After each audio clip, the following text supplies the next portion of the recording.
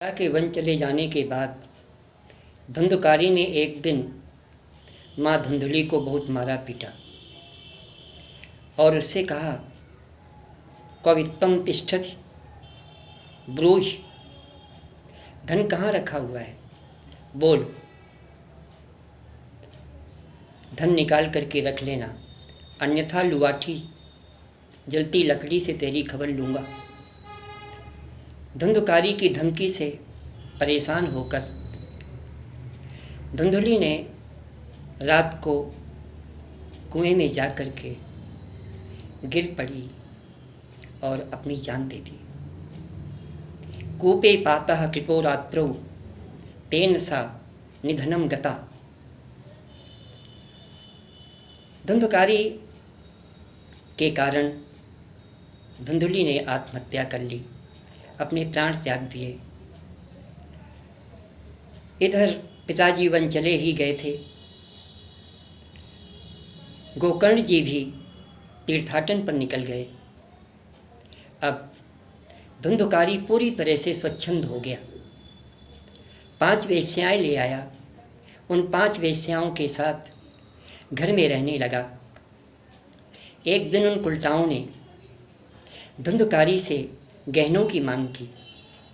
धुंधकारी के पास पैसा तो था नहीं, उसने सारा धन नष्ट कर डाला था। इसलिए वो घर से निकल करके चला गया और बड़ी बड़ी चोरियां करके वो कामांध उन वेश्याओं की मांग की पूर्ति के लिए चोरी करके धन जुटा करके लाया।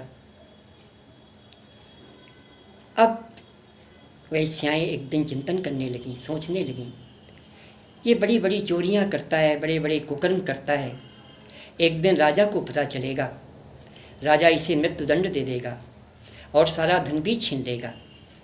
इसलिए क्यों ना हम ही इसको मार डालें और सारा धन लेकर के यहाँ से रवाना हो जाएं। इस प्रकार उन वेश्याओं ने आपस में एक गुप्त योजना बनाई धुंधकारी को मारने की। एक दिन रात को धुंधकारी जब सो रहा था, तब मोटी रस्सी का फंदा उसके गले में डाल करके उसे मारने का प्रयास किया, लेकिन हट्टा कट्टा धुंधकारी नहीं मरा। तब उन्होंने बड़े निर्मम तरीके से धुंधकारी को मारा।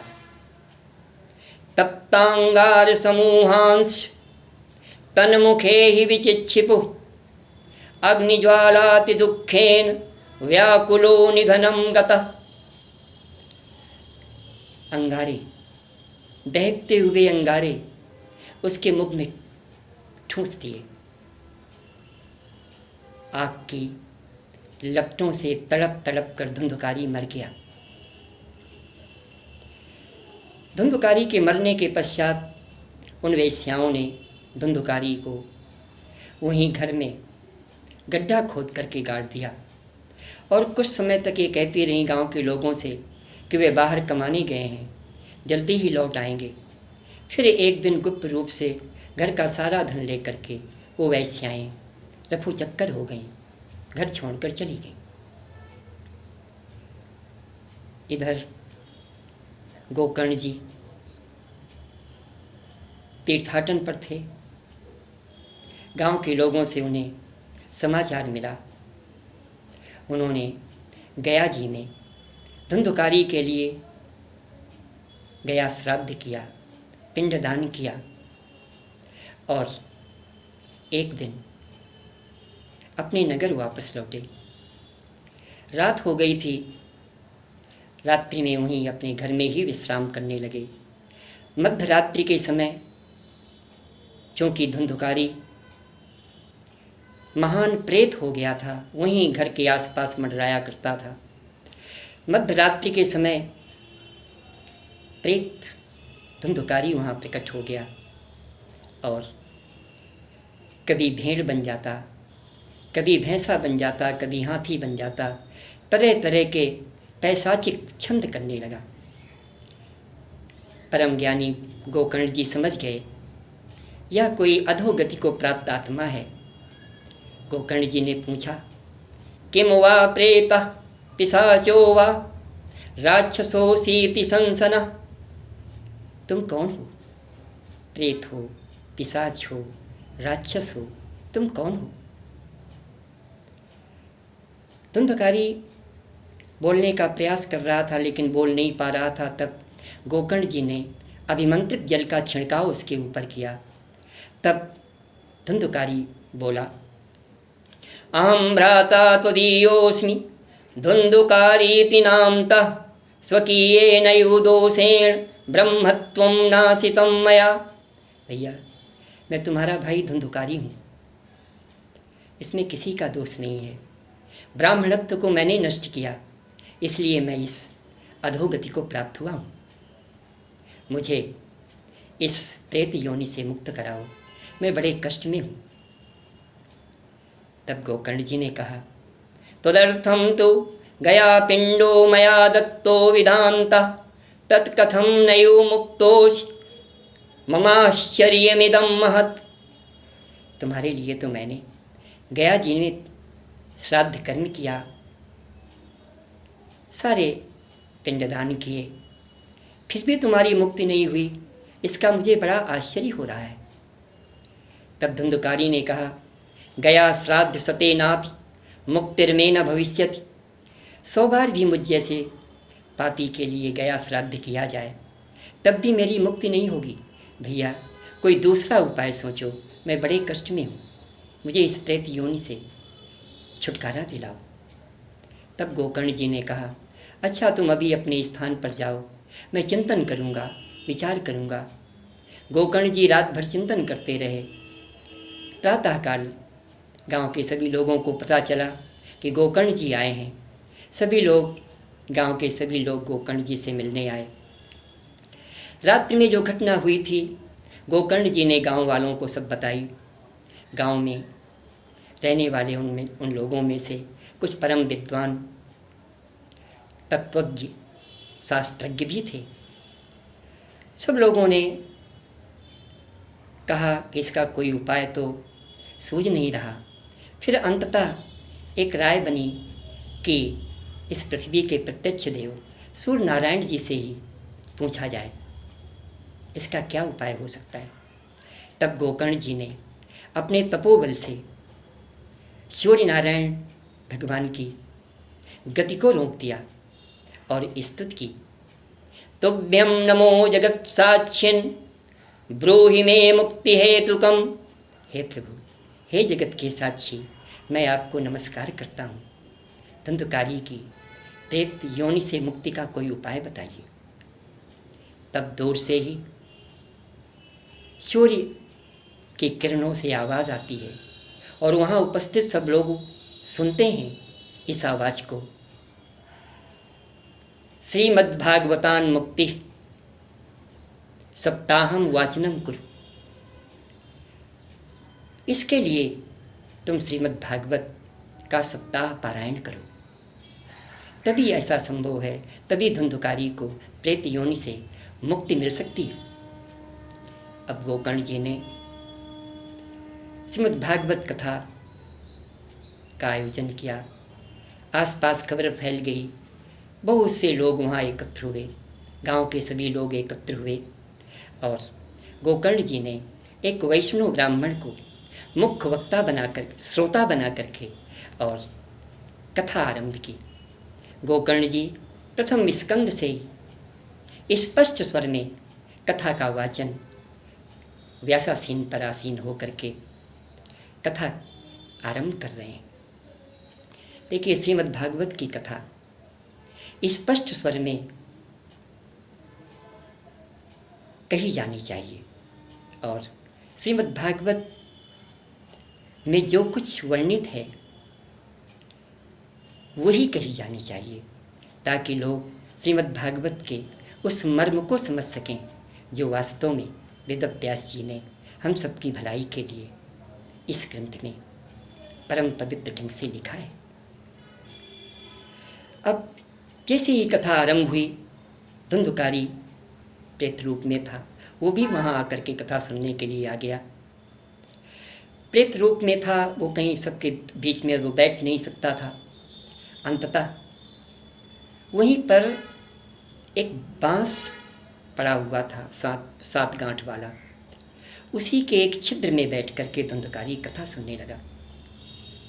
जब कथा के पहले दिन का विश्राम हुआ तब बड़े आश्चर्य की बात घटित हुई। वहाँ पर उस बांस की पहली गांठ तड़तड़ करती हुई फट गई।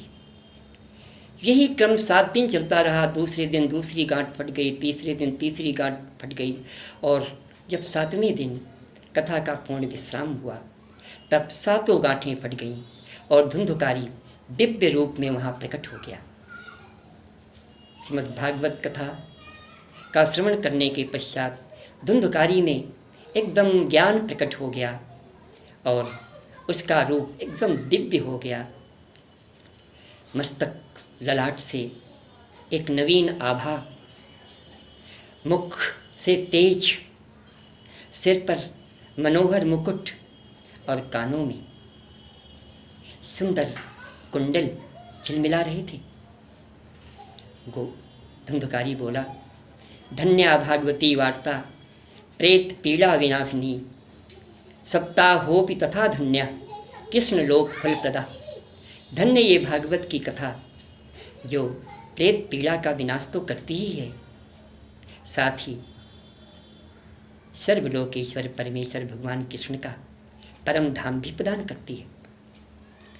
धुंधकारी ने उस दिव्य रूप में बड़ी सुंदर बातें कही हैं। ऐसी बातें कही हैं जो वास्तव में अनुकरणीय हैं, श्रवणीय हैं और जीवन में उतारने योग्य हैं। धुंधकारी कह रहा है, अस्थिस्तंभम स्नायुबद्धम मांस शोणितलेतितम चर्मावनद्धम दुर्गंधम पात्रम मूत्रपुरीशयो। यह शरीर अस्थि, मांस, रुधिर, चर्म से निर्मित है। इसके अंग अंग से दुर्गंध आ रही है। मलमूत्र का ये घर है। जरा शोक विपाकार्तम रोग मंदिर मातुरम दुष्पूरम दुर्धरम दुष्टम सदोषम क्षणभंगुरम। बुढ़ापा और दुख इसके हिस्से हैं इस जीवन के। रोगों का तो ये घर ही है। इसकी कामनाएं कभी तृप्त नहीं होती, शांत नहीं होती, और इसके रोम रोम में बुराइयां भरी हुई हैं और इसको नष्ट होने में क्षण भर का भी समय नहीं लगता, अर्थात ये क्षणभंगुर है। ऐसे नश्वर क्षणभंगुर गंदे शरीर को पाकर जो इसी शरीर के पोषण में लगे रहते हैं, परमात्मा का कभी चिंतन करने का समय नहीं निकालते, वो कितने अज्ञानी और अभागे हैं। इस प्रकार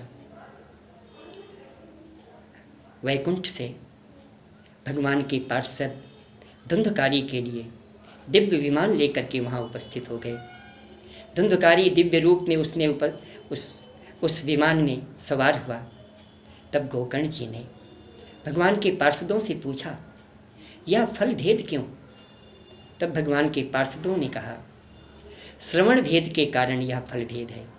जिस तन्मयता के साथ धुंधकारी ने कथा सुनी, उस तन्मयता के साथ गांव वालों ने कथा नहीं सुनी, इसलिए यह फल भेद श्रवण भेद के कारण है। इसके पश्चात श्रावण मास में गोकर्ण जी ने पुनः श्रीमद् भागवत कथा का आयोजन किया। गांव के लोगों को कथा सुनाई। गांव के सभी लोगों ने पूरी तन्मयता के साथ कथा का श्रवण किया और उन लोगों के लिए भी भागवत में तो यहाँ तक लिखा हुआ है, जितने भी उस गांव में जीव जंतु से चंडाल पर्यंत, कुत्ते चांडाल सब वैकुंठ को पधारे। इस प्रकार धन्य है गोकर्ण जी, जिन्होंने अपने पिता को तत्व ज्ञान दे करके उनका उद्धार किया, अपने भाई धुंधकारी का उद्धार किया और सभी ग्रामवासियों का उद्धार किया। यह परम कल्याणकारी गोकर्णोपाख्यान की कथा वास्तव में श्रवण करने योग्य है। इससे, इसके श्रवण से, इसके वाचन से कल्याण तो होता ही है, साथ ही पितर भी